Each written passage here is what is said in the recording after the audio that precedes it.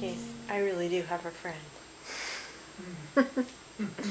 with this question, and I really haven't known what to say to them when they have expressed to me that marijuana helps them relax and become creative.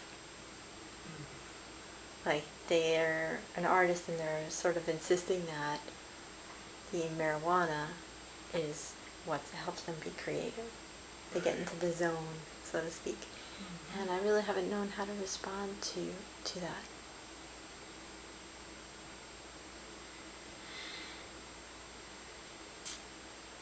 Well, drugs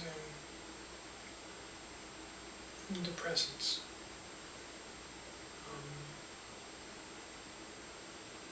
can have an effect on the central nervous system, obviously, that reduces the amount of thought that occurs. And initially, that is perceived as desirable because their minds are very active otherwise. And so like alcohol or other drugs that have the same effect, initially the effect is one that is considered pleasurable because there are fewer thoughts. And what ends up happening, however, is that the actual drug, the chemical, ends up blocking, in this particular case, the THC ends up blocking the capillaries to the brain, you see. And then parts of the brain begin to die off and become anesthetized, and what they once found is an aid to their creativity because the mind was still, you see, now acts as somewhat of a lobotomy. And so the creative aspect of their expression that they like to normally operate under the influence of it because it makes them feel more relaxed, therefore more creative, which, you know, is natural. But that's why it's temporary and short-lived, and in the beginning it has, you know, all of the positive with none of the negative, you see, and then over time, as with any other type of drug, over time it begins to toxify the body, lower the frequency, you know, and of course it then affects their creative expression of the organism, in which case would be their body and their ability to perform artistically and whatever. So this is pretty much the reason why that would initially be something that they found it beneficial, but they may be recognizing that there's a diminishment in their creative ability after a while. And if it isn't, in time it will be. It's just a matter of time before it begins to take its toll. They wouldn't be asking the question unless there were some side effects or some thoughts about it in general. It wouldn't be a concern. So it does take its toll. Well, I've also had other friends. I mean, I have no experience taking marijuana on a regular basis. I experienced it once, but that, you know, what about the people who say that it helps them meditate, helps them, you know, I mean, it's my understanding that meditation is a natural way of getting into that zone, so you don't have to rely on substances. Well, that's the whole point. The people who are using the drug are using it to try to achieve that natural meditative state where the mind is still. And so, which, you know, is understandable.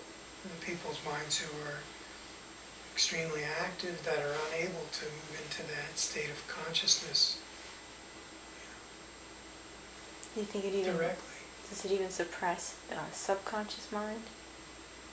Well, certainly. Yeah, absolutely. That would be one of the the detrimental, anything that prevents you from being sensitive. In other words, anything that anesthetizes, it diminishes your sensitivity, and whenever you decrease the sensitivity of the body, you see, or the brain or your awareness, in other words, you're not as aware of thought, which means you're not able to accept whatever it is that was repressed in the first place. Yeah, I guess the trick is, okay, just getting that. I guess the trick is, though, that it seems like the drug can make you more aware. Well, I mean, that really depends on how numb you are to begin with. If you're extremely numb, then the use of the drug by stilling the mind or making the mind less active will allow the senses to become more heightened. But that's not a relaxed sense of alertness that is consistent with this. And even during a mind-expanded state of consciousness where someone uses mind-expanding drugs, if you will, that's an extreme state of expansion. And then, of course, that is followed by an extreme contraction. And so this is not a natural high, a naturally relaxed, you see, awareness. An analogy would be a plane flying, it's flying high, it's going fast, and then suddenly the engines reverse, and you drop straight down, and it's not a comfortable landing.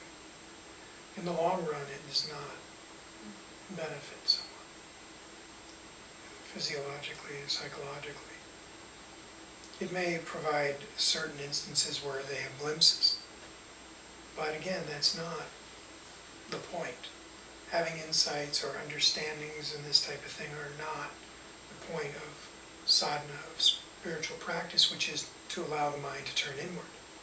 If your mind becomes expanded and you become more aware of different phenomena, maybe pleasurable, and that's irrelevant, they're still experiences. And see, the whole idea is to move beyond experience and find that which is aware of them, and to abide in the stillness there. Not to get caught up in the experiences, no matter how pleasurable or ecstatic they may seem relative to your normal, mundane life. And so all it does is open up the gate for you to get caught up and identified and even attached to and addicted to certain types of experiences, though they may seem spiritual. But the spirit really is the formless awareness. It's not the experiences that occur in that formless awareness. See? Though everything's a part of that, but that's not the point. That's not what self-realization is. Self-realization is realizing you are that formless awareness. You are, you see, that substratum that underlies all form, that contains it.